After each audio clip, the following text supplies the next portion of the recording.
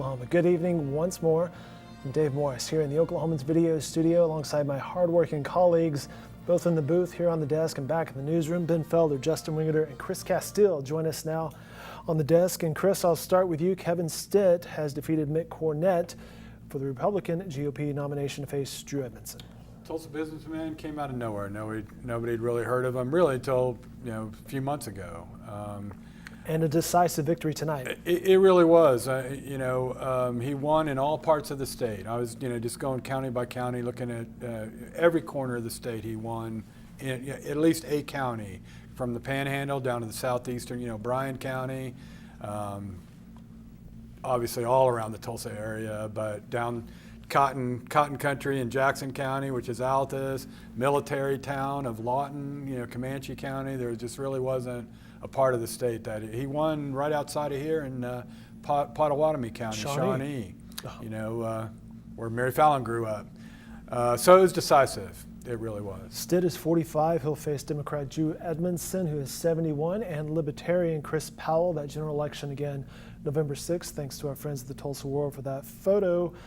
You spoke with Kevin Stitt tonight, Chris. I did, and his comment was, "I won because people are ready for a change. I beat the status quo again." And there it is, right? People are ready for a new leader. I mean, basically just a stump speech. I won because I'm not an incumbent. I won because I've never been in politics. You also spoke with his challenger, Drew Edmondson. Talked to Drew. Drew says he's ready for this matchup. He thinks the key issue will be education. He said Stitt's been wrong on this issue all along. I asked him, do you expect this to be a negative race? He goes, it's going to be ugly, but it's not going to be us. It's not going to be our camp. I intend to focus on the issues. We also heard from Mick Cornett earlier tonight. We have his concession speech. You can watch that online at newsok.com. He was over at Tower Theater tonight. And Chris, I'll stick with you. Cornett said there's a chance my name will never be on another ballot. I'd say that's practical. He tried to win a congressional seat in 2006 after he'd been mayor for a couple of years and got beat by Mary Fallon in that.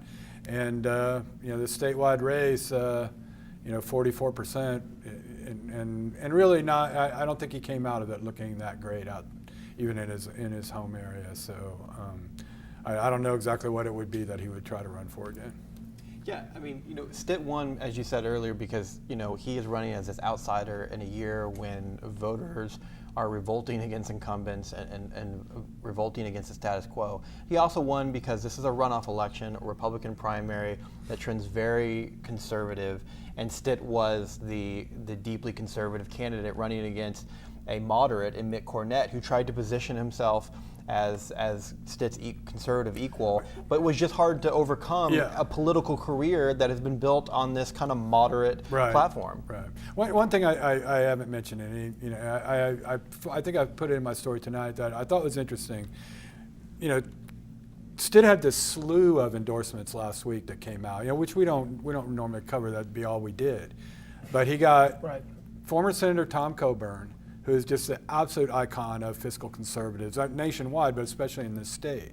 He also got as endorsers U.S. Senator Ted Cruz, who won the 2016 presidential primary here in Oklahoma, and former U.S. Senator Rick Santorum, who won the 2012 Republican presidential primary in Oklahoma. And both of those are very popular figures with social conservatives, especially Santorum. So you've got Coburn, Santorum, Cruz, and the media's not doing a bunch of stories on this, but it's all over his Facebook page. They use social media to promote this to the voter that you were just talking about. Yeah, Stitt doesn't have much of a political record to fall back on to try to prove that he's conservative, but he's been the same candidate pretty much since day one. Mm-hmm. And as we've said on earlier shows tonight, Cornett, who got the most votes in the primary in June, and on a with historic turnout on that primary, a medical marijuana question at top of the ballot that drove a lot of turnout, maybe brought out a lot of moderate Republicans. He did well then. Yeah. I think a lot of people thought could do well in November. The runoff was always going to be a heavy lift for Cornette. It was always going to be the biggest hurdle for him. And I think one of the reasons why he got in the race is I think he kind of saw himself as that kind of pragmatist, that he's been above partisan politics his whole career. I mean, he was always a Republican. He ran as a Republican for Congress. I mean, he was the leader of the Republican Mayors Association, so he didn't run from the Republican label. But as mayor of Oklahoma City, he didn't really, he didn't spend much time talking about a lot of the social conservative issues that are talked about mostly in a governor's race. If he had gotten into the if Todd Lamb had gotten into the runoff, if Stitt had never been in this race or just had been edged out by Todd Lamb would have been the clear conservative choice in that. He is so hardline on so many, conservative. But would he have been able to withstand the Fallon stuff, his association with Mary Fallon? So, I mean, I think he probably would have. I think Lamb would have emerged from a runoff against Cornette, but it's hard to say, because of the strong anti-incumbent feeling right now. It's directed to the top, where he's been. He can't distance himself totally from. Yeah, I mean, between Cornette and Lamb, Cornette is the outsider. Yeah. Between Cornette and Stitt is Right, the outsider. exactly. Although the Democrats are going to try to paint him as not such, or not one. We saw, National Democratic Governors Association, a statement put out, 3 paragraphs. They mentioned Governor Mary Fallon's name 5 times. So they're going to try to connect Stitt to the Republican Party that's been in control of Oklahoma during some pretty tough budget times. They have to. And when I interviewed Edmondson a couple of weeks ago, that's exactly what he said. There's no difference between either of the Republican candidates and Mary Fallon. Justin, one of the stories you're following tonight is that mood towards the incumbents this year. Yeah. So we're talking about that as kind of evidence tonight across the board. Some of the congressional races, you've been following those tonight. Yeah. The Democrats have chosen their people to go up against the incumbent Republicans in 4 of the 5 districts right now. So we'll see. I mean, Democrats have an uphill battle in any district, but less so here in the 5th district, where, as we've talked about before, I mean, Kendra Horn has fundraising prowess. She has an overwhelming victory tonight. I mean, just a complete landslide. And she has built a strong volunteer base, a strong donor base, and she seems to be on a track to give Congressman Russell a good run. And Chris and I have been writing for years that this is a district that is trending Democratic. It is still a likely Republican district with a Republican incumbent, so clearly Russell gets the edge out of the gate. But it is a district where Democrats might be able to compete if they have the right Democrat. They seem to have one who is pretty strong. They've got a good candidate in a year where Democrats are going to make a lot of gains. They've got probably as good a candidate as they could have in the 5th district. And they really haven't had a great candidate the last several cycles. I mean, no offense to the gentleman that ran, but they hadn't had a candidate that had a lot of money, that had a lot of organization, and they weren't benefiting from kind of some national Democratic wave. And if the wave is going to reach Oklahoma City, it's going to be a pretty big night for Democrats across the country. But like you said, this is a district that's trending this way, and I think Democrats probably feel like they finally have maybe the candidate that you need to try to flip a still pretty strong leaning Republican seat like this. If marijuana was just on the ballot. Yeah. If it was on every ballot, Democrats could do pretty well. But how many years ago was it that you talked to Tom Cole about this district trending Democratic? It was just a few. I think it's probably 4 years ago. Yeah, where we talked about, because that's when we started. I think a couple years later is when we did the story about the precinct that the House district that 85 that Cindy Munson turned Democrat after I think the incumbent may have passed away. So that was we use that as kind of an example of how this area was moving blue. One of the big stories we've been following all night is the Attorney General's race, and Mike Hunter has pulled that one off. Yeah, I mean, this was a very narrow Less than victory. 300 votes for him. Once again, was the theme that it's a tough year for incumbents. Now it looks like he probably is going to emerge on the right side of this. But as the incumbent Attorney General, a much tougher race than normally you would see an incumbent statewide official. Yeah. I mean, that is just so incredibly close. And probably obviously next to the Bullstead ad, the biggest outcry over an ad was this one that Drummond ran, using the woman who was killed in Iowa recently. That people were some people were just outraged by that, but Drummond actually did better in voting after that ad than he did in some of the early stuff that would have, but votes that would have been cast before that ad ran. And that picks up on the point you made earlier that for a lot of voters, especially in this very conservative runoff, I mean, a lot of the talking points are on social media. I mean, these are issues, you talk about, the one young woman who's killed in Iowa. You don't see a lot of news stories about it per se, but you see a lot of chatter on social media and a lot of these other issues. And so the campaigns are closely watching that.